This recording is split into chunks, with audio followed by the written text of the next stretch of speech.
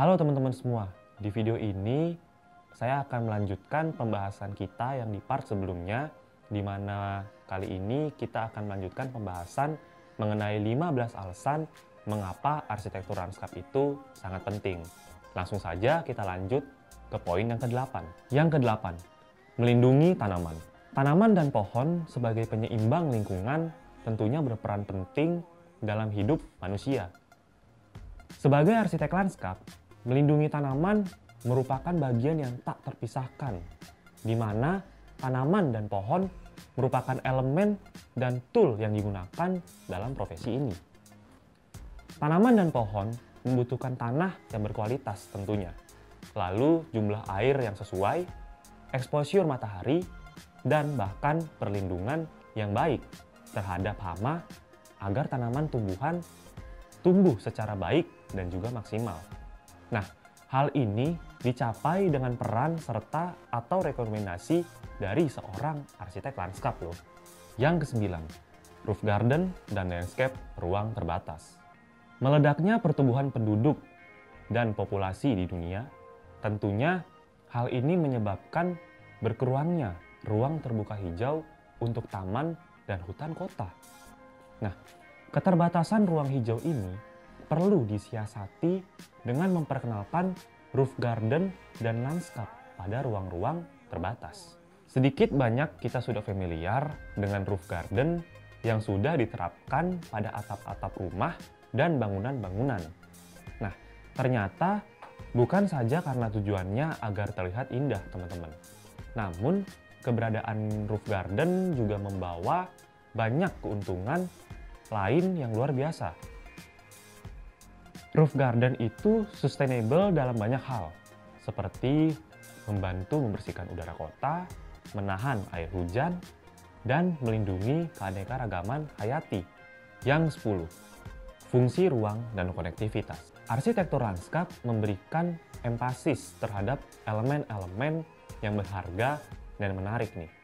Nah, juga berusaha mengurangi visibilitas view yang kurang bagus untuk dilihat. Dengan kajian perencanaan ruang, diharapkan fungsi setiap ruang jelas sesuai tujuan pemakaian, dan terdapat konektivitas antar ruang yang satu dengan ruang yang lain, yang juga saling bersinergi dan memberikan experience kepada user.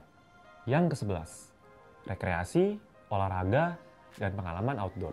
Arsitektur lanskap berupaya menciptakan ruang untuk manusia agar dapat beraktivitas dan menghubungkannya dengan lingkungan alam.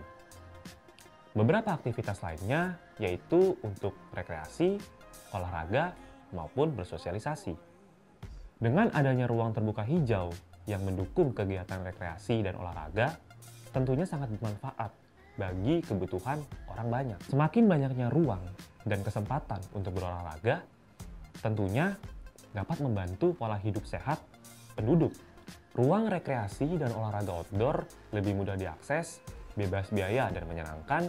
Itu cocok bagi yang tidak suka berolahraga di dalam ruangan dan merupakan satu solusi tersendiri. Nah, ini semoga kedepannya dengan peran seorang arsitek lanskap, ini negara Indonesia mampu meningkatkan jumlah ruang terbuka hijau yang berkualitas. Yang ke-12, kreativitas. Banyak elemen yang dapat digunakan dalam berkreasi untuk menciptakan keindahan. Kreativitas dapat dilakukan dengan permainan kombinasi warna, bentuk, ukuran, tinggi tanaman. Belum lagi banyaknya varietas atau jenis spesies tanaman. Dari zaman leluhur, manusia itu sudah terkesima dan mengapresiasi keindahan dari tanaman. Nah, kreativitas arsitek lanskap itu juga dieksplorasi dengan desain pola pembentukan ruang, aktivitas ruang, elemen-elemen ruang lanskap, baik horizontal maupun vertikal. 13. Berdampak positif terhadap mood dan psikologi. Percayakah teman-teman bahwa arsitektur lanskap mampu mempengaruhi mood dan juga berpengaruh terhadap psikologi kita? Misal saja, bagaimanakah mood teman-teman ketika teman-teman meluangkan waktu berjalan atau duduk di taman, ruang terbuka hijau, maupun ruang terbuka alami. Berada dalam lingkungan alam tentunya berdampak positif terhadap kesehatan mental dan juga psikis manusia. Berjalan di taman atau alam merupakan salah satu bentuk terapi kesehatan. Oleh karena itu, mengapa pasien yang sedang menjalani masa penyembuhan sangat dianjurkan untuk berada di lingkungan alami atau taman. Karena di sana banyak terdapat unsur terapi seperti hijaunya pepohonan, suara air, suara kicauan burung, dan wangi yang dihasilkan dari beberapa tumbuhan. Hal ini juga berlaku pada lanskap resort dan hotel, di mana elemen-elemen lanskap direkayasa untuk menumbuhkan mood dan pikiran yang tenang, serta kontemplasi dan juga rasa aman. 14. Menciptakan iklim mikro yang nyaman. Suhu udara yang tinggi karena kurangnya area terbuka hijau, khususnya daerah perkotaan yang dipenuhi dengan bangunan. Hal ini dapat dikurangi dengan menciptakan pocket garden atau taman kantong yang mampu mengurangi suhu lingkungan setempat. Di dalam pocket garden terdapat elemen-elemen lanskap seperti tanaman, pohon, kanopi, air, dan lain-lainnya. Contohnya, pohon kanopi.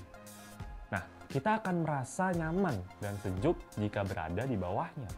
Selain karena shade-nya, juga karena oksigen yang dihasilkan tentunya. Fitur air. Selain merupakan elemen yang atraktif, air juga mampu menciptakan iklim mikro yang nyaman, sejuk, baik secara fisik maupun psikis. Secara psikis yaitu ketika kita melihat air, seakan kita merasakan kesejukan. Sedangkan secara fisik, fitur air sebenarnya menghasilkan uap dan partikel air.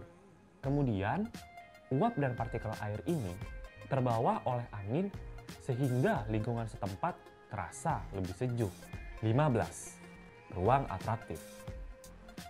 Sebagai tujuan dalam menciptakan ruang creating place, arsitektur lanskap bertanggung jawab dalam menciptakan ruang terbuka yang atraktif. Nah, bukan saja atraktif nih teman-teman, namun juga atraktif bagi keanekaragaman hayati dan juga manusia. Atraktif bagi manusia, di mana sebuah ruang memiliki fungsi-fungsi yang dibutuhkan bagi kita seperti sebagai tempat rekreasi dan berkumpul pada ruang terbuka. Ruang yang atraktif adalah ruang yang mampu menarik perhatian dan membuat penggunanya melakukan kegiatan yang aktif dan fun, seperti ruang luar untuk berbagai acara atau tempat bermain.